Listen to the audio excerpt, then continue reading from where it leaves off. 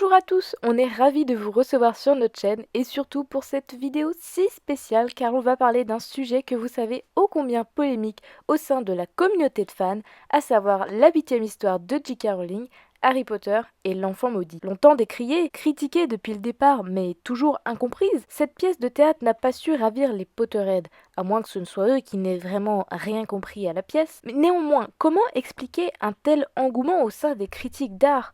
Comment justifier une telle ferveur auprès des personnes ayant assisté à ce spectacle? Pire encore, comment comprendre un succès aussi immense, digne des plus grandes pièces et des plus grandes comédies musicales de Broadway et de West End? Rappelons quelques points. L'Enfant maudit a remporté près de dizaines de prix, dont les prestigieux Oliver Awards et Tony Awards à de multiples reprises pour la catégorie meilleure pièce. Mieux encore, le succès est tel que la pièce s'est exportée à New York, à Toronto, à Berlin, à Melbourne et à Tokyo. Il semble aussi indispensable de rappeler que la pièce a démarré en 2016 et demeure toujours pleine à craquer à chaque représentation, près de 6 ans plus tard. Mais alors, comment expliquer ce désamour des fans pour cette pièce? Indépendamment des prétendues incohérences soulevées injustement et que l'on vous détaille dans une précédente vidéo, l'on pourrait justifier du style adopté pour cette 8e histoire. En termes de lecture, une pièce de théâtre n'est pas nécessairement accessible, voire compréhensible par le grand public. Cependant, on retrouve bel et bien ces personnages qui nous ont tant manqué et qui subissent un changement de caractère nécessaire dû à leur passage à l'âge adulte et la parentalité, tel que l'on vous l'a démontré dans une autre vidéo. Pourquoi être retourné voir Harry Potter et l'enfant maudit, nous demanderez-vous? D'une part, nous sommes deux à gérer cette chaîne et si Jérémy a eu l'occasion d'aller la voir, ce n'était pas mon cas. D'autre part, il s'agissait d'une expérience que je voulais tenter suite au ressenti dont il m'avait fait part. Ayant lu la pièce dès sa sortie,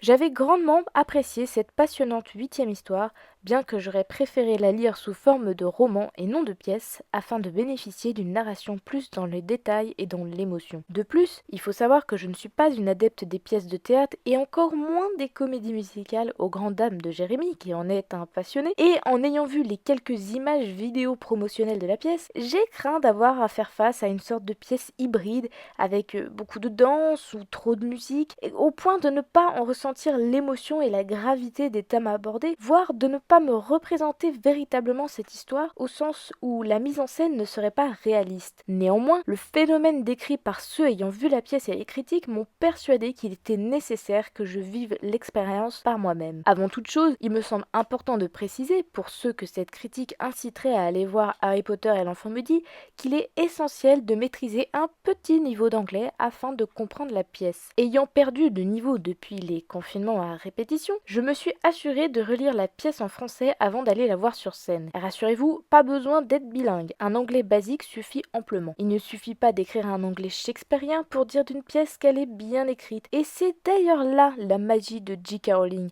savoir parler à tous sans élucubration littéraire inutile, tout en donnant vie à un monde de magie et d'émotions absolument extraordinaire. Venons-en donc au cœur même de cette vidéo, mon avis après avoir vu de mes yeux le spectacle Harry Potter et l'enfant maudit. Initialement, quand j'ai appris que la pièce durait 6 heures sans compter les pauses et les entr'actes, j'ai cru que j'allais devoir me shooter au coca pour tenir bon tout ce temps. Tu verras, ça passe à une vitesse démentielle, me disait Jérémy. Et en fait, il avait tout à fait raison. Cette histoire, centrée sur la thématique du temps, nous prend tout à fait à son jeu. Non seulement parce que le temps défile à une vitesse folle, mais aussi car l'on ne souhaite plus que cette représentation s'arrête. L'on aimerait qu'elle dure bien plus, sans même que l'on se soit rendu compte du temps passé dans cette dimension qui défie les lois temporelles. Et même en se rendant compte que l'on a passé la moitié de la journée dans le noir dans ce théâtre, chaque spectateur ne rêve que d'une prolongation, afin d'effleurer cette magie encore un peu plus. Par ailleurs, malgré le fait que les acteurs demeurent les mêmes, bien que les années défilent pour les personnages, on ne se sent pas du tout perdu, grâce à la marque de fabrique de J.K. Rowling, qui marque les années passées par la rentrée à Poudlard. Quant à l'usage du temps, et notamment du retourneur du temps, les effets spéciaux employés sont dignes du cinéma et font oublier que l'on assiste à une simple pièce de théâtre, si je puis dire, d'autant plus que la scène est entourée de marqueurs temporels tels qu'une dizaine d'horloges ainsi que des croissants de lune,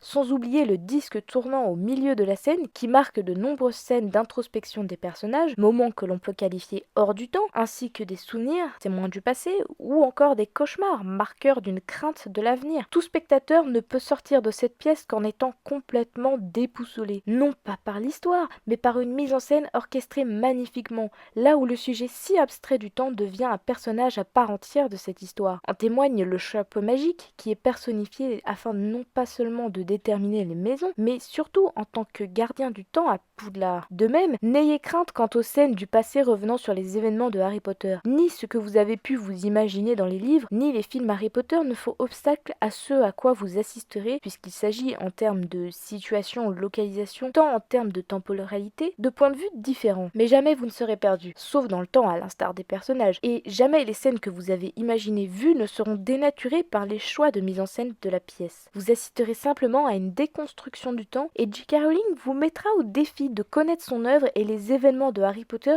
mieux que les personnages eux-mêmes, pour enfin vous signifier que le temps est insaisissable et échappe même aux sorciers. Voilà donc une leçon de vie pour toutes les âmes déchirées, mais on peut apprendre à vivre avec, chose que seul le temps peut nous accorder, bien qu'il soit la marque de nos blessures. Ainsi, pour toute personne dubitative à l'idée de voir la pièce, je n'aurai qu'un conseil, laissez-vous porter et perdez-vous dans le temps autant que le sont les personnages de cette pièce. Tiens, venons-en aux personnages. Pour être honnête, je pensais être un peu perdu du fait qu'il s'agisse d'acteurs différents. En réalité, la performance de Jamie Ballard, qui joue le rôle de Harry, est tout bonnement mais époustouflante, au point de rêver que ce fut lui dans les films à la place de Daniel Radcliffe, qui est un bon acteur mais pas non plus exceptionnel. De plus, sa ressemblance physique ne laisse place à aucun doute, de même que sa voix, qui ressemble à celle de Radcliffe, d'autant plus que de voir la pièce et de la lire est tout à fait différent. En effet, certaines scènes que l'on peut se représenter en lisant en l'absence d'une narration détaillée laissent place à l'imagination des lecteurs. C'est ainsi que la représentation donne vie de manière sublime aux mots de J.K. Rowling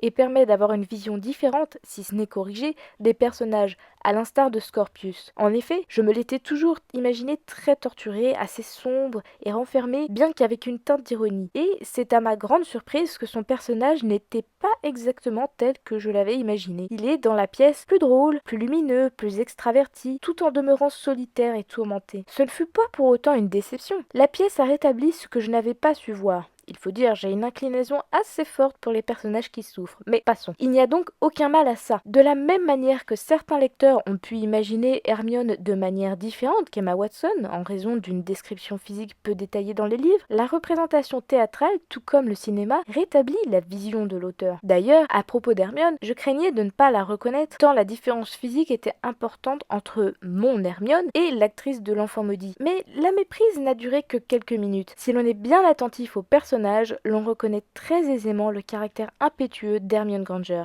Ainsi, son identification se fait sans difficulté. Certains acteurs d'autres personnages sont pour ainsi dire transparents tant ils collent à la perfection avec ceux des films, tels que McGonagall, Ron, Dumbledore ou encore Ginny, qui est par ailleurs le portrait absolument craché au sens du caractère de Molly Weasley. Mais que serait la pièce sans sa mise en scène et ses décors? J'attendais la pièce au tournant sur ce sujet et ma plus grande crainte était de ne pas y croire. Croire à la représentation, croire à ce qui se déroulait sous mes yeux, raison pour laquelle je n'apprécie pas vraiment le théâtre ou les comédies musicales du fait que j'ai besoin d'un certain réalisme. Eh bien, chers auditeurs, je peux vous dire que j'ai été époustouflé. Il ne s'agit pas de cinéma, bien que les effets spéciaux déployés n'en soient pas loin, ni véritablement de théâtre. Il s'agit de quelque chose de complètement différent, de complètement unique, mais surtout de merveilleux. Comment imaginer la scène où Albus et Scorpius s'échappent du Poudlard Express en plein mouvement et la transformation de la sorcière au bonbon? Je parle de cette scène en particulier car je l'ai trouvée extrêmement bien réalisée. Sans reprendre les techniques du cinéma du fait de l'impossibilité technique de faire rouler un train sur la scène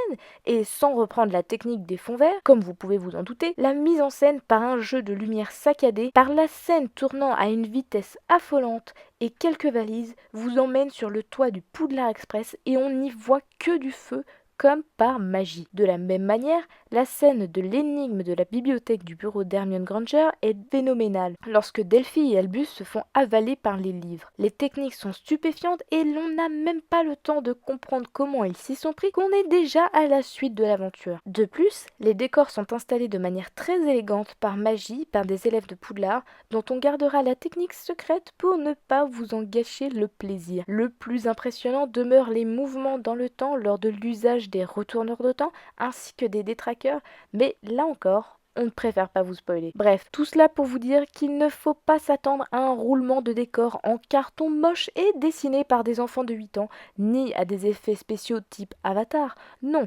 ici, tout ce que vous verrez sera pure magie et émerveillement. Nul doute que vous croirez que la magie existe bel et bien en sortant de la salle. Enfin vient l'émotion. Que vous dire à ce sujet? C'était sublime, c'était merveilleux.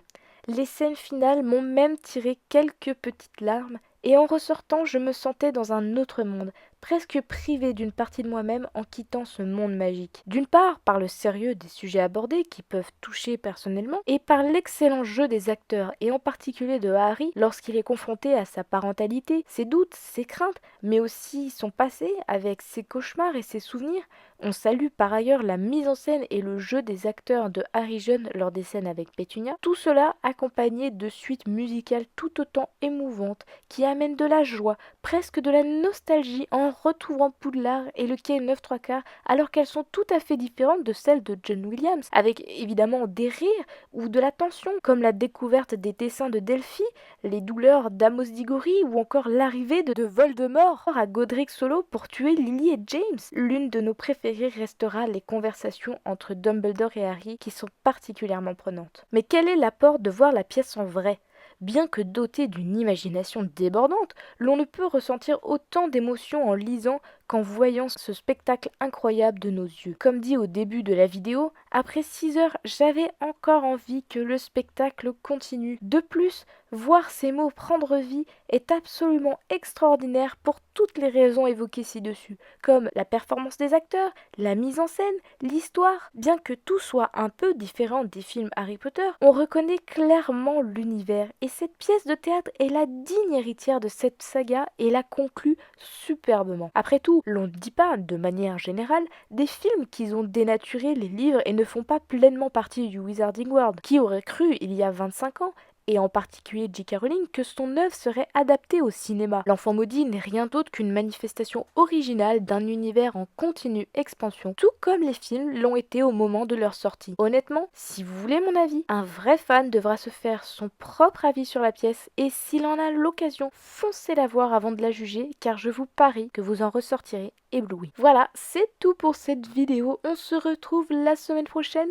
N'oubliez pas de bien vous hydrater en ces temps de canicule et si vous en avez l'occasion, regardez nos anciennes vidéos et abonnez-vous à notre chaîne pour nous soutenir et pour être tenu informé de toutes les actualités du monde magique. À bientôt!